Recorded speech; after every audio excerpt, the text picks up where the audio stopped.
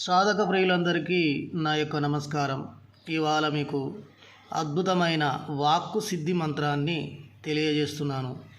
మనం ఏ మంత్రాలని పఠించాలన్నా, ఏ ఏ తంత్రాలు చేయాలన్నా, ఏ శుభమైన మాటలు పలకాలన్నా వాక్శుద్ధి ఉంటే చాలా అద్భుతమైన ఫలితాలు ఉంటాయి. ఏ మంత్రమైనా కూడా తొందరగా పలుకుతుంది. కాబట్టి అలాంటి వాక్కు సిద్ధి మంత్రాన్ని నేను తెలియజేస్తున్నాను. చాలా గొప్ప వజ్రం లాంటి వాక్శుద్ధి మంత్రం ఇది.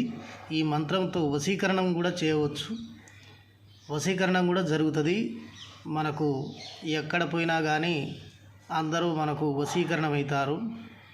ఈ వాక్కు వల్ల ఎంతటి మండుతున్న అగ్నిని కూడా చల్లార్చేంత గొప్ప మంత్రరాజ్యం ఇది. ఈ మంత్రాన్ని సిద్ధి చేసుకుంటే ఆ విధంగా వాక్కు అనేది ఫలించి మీకు సమాజంలో మంచి గుర్తింపునిస్తుంది సాధకులకు. కాబట్టి ఈ మంత్రాన్ని మీకు తెలియజేస్తున్నాను.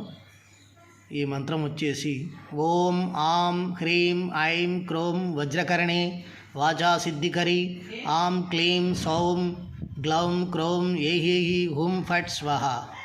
ఈ మంత్రం వచ్చేసి మంత్రసిద్ధి 7000 అని ఉన్నది. కొందరికి 7000 అవుతుంది, లేదా డబల్ 14,000 కూడా చేసుకోవచ్చు. ఆ విధంగా చేసుకుంటే మనం వాక్ సిద్ధి మంత్రాన్ని సిద్ధి పొందవచ్చు. ఈ మంత్ర సాధన వల్ల మీకు అద్భుత విజయాలు అనేది, గౌరవం సమాజంలో అన్నీ లభిస్తాయి.